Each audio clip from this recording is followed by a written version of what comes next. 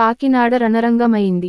కాకినాడ కేసెజ్లో సముద్రంలోకి అరబిందో గ్రూప్కు చెందిన కంపెనీ వ్యర్థాలు వదిలేందుకు పైప్లైన్ వేసింది.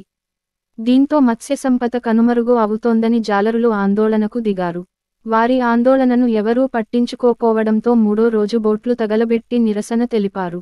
ఈ సందర్భంగా ఉద్రిక్త పరిస్థితి ఏర్పడింది.